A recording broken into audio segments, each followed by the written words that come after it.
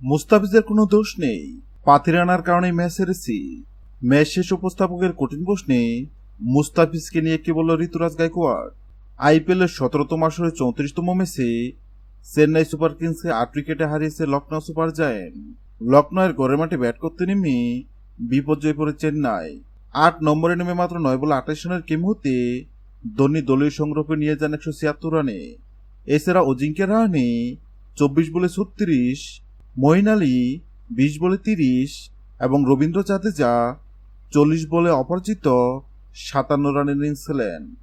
জবাব দিতে নেমে লখনৌয়ের 2 ওপেনার ম্যাচ ছিনিয়ে নেয় চেন্নাইয়ের হাত থেকে। মুস্তাফিজ অবশ্য সেই দিনও বল হাতে আস্থার প্রতিদান দিয়েছেন। অধিনায়কের চাওয়া অনুযায়ী বল হাতে প্রথম ওভারে মুস্তাফিজ খরচ করেন 8 রান ও দ্বিতীয় ওভারে এসে খরচ করেন মাত্র 7 রান। ঋতুরাজ গায়কোয়াড় শেষ দিকের জন্য মুস্তাফিজকে মজুত করে রাখলেও ততক্ষণে ম্যাচ চলে যায় নিয়ন্ত্রণের বাইরে।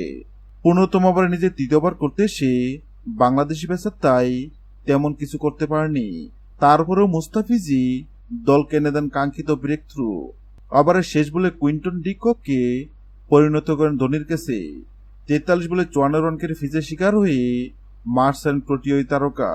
তবে সহজ ম্যাচটার কঠিন হয়নি লখনৌয়ের জন্য।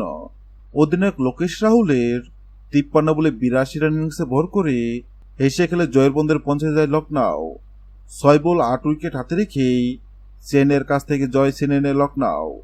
ম্যাচ শেষে উপস্থাপকের কঠিন প্রশ্নে চেন্নাইয়ের অধিনায়ক ঋতুরাজ গায়কোয়াড় বলেন, আমাদের 20 থেকে 30 রান কম হয়ে গিয়েছিল। দ্বিতীয় ইনিংস ব্যাটিং ক্রিজ ছিল, যার কারণে আমাদের বোলাররা সুবিধা করতে পারেনি। মুস্তাফিজ চেষ্টা করেছে এবং সেই ডিককের উইকেট তুলে নিয়ে আমাদের ম্যাচে ফিরেছিল, কিন্তু বাকি বোলাররা সুবিধা করতে পারেনি। এছাড়া মাথিসা পাথিরানা লোকেশ রাহুলের কেসটি ছেড়ে দিয়ে আমাদের ম্যাচ থেকে ছিটকে দিয়েছে। আজকের ম্যাচে আমাদের অনেক ভুল ছিল। আগামী ম্যাচে আমরা আমাদের ভুলগুলো ঠিক করে আরো শক্তিশালী হয়ে মাঠে নামবো। হ্যালো বন্ধুরা, যদি ভিডিওটি ভালো লাগে লাইক দিবেন এবং সাবস্ক্রাইব আমাদের সঙ্গে থাকবেন। ভিডিওটি দেখার জন্য আপনাকে অসংখ্য ধন্যবাদ।